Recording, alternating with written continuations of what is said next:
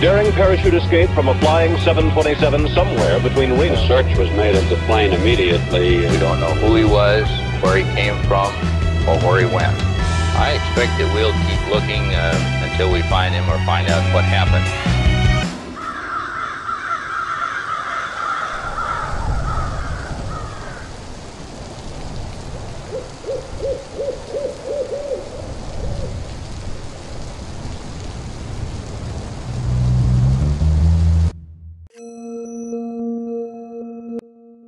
In a Thanksgiving Eve of 1971, a middle-aged man carrying a briefcase walked into Portland International Airport and purchased a one-way ticket to Seattle, Washington. The man identified himself as Dan Cooper, along with 36 other passengers and a crew of 6. He soon boarded Northwest Airlines Flight 305. Once aboard, Cooper made himself comfortable in the middle of the last row of seats on the right side of the cabin. He ordered a drink and had a smoke, because this was the 70s.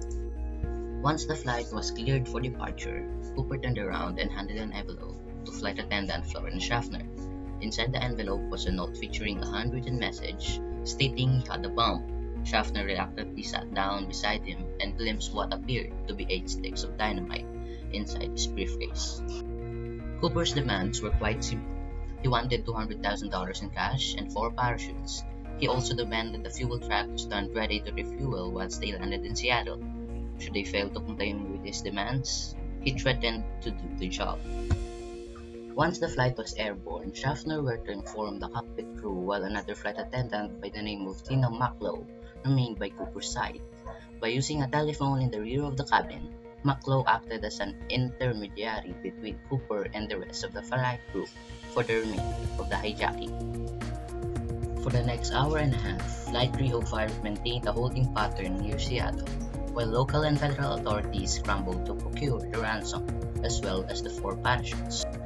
10,000 $20 bills were collected from a local bank, while the owner of a near skydiving school supplied the chutes. At 5:45 p.m., more than 2 hours past its scheduled arrival, Flight 305 finally touched down in Seattle. By this point, it was well after sunset, and the aircraft was brought to a remote section of the tarmac. Once the flight came to a stop, both the ransom and the parachutes were handed over to Mucklow, who then brought them back aboard. In exchange, Cooper permitted 2 of the flight attendants, as well as all the passengers, to disembark.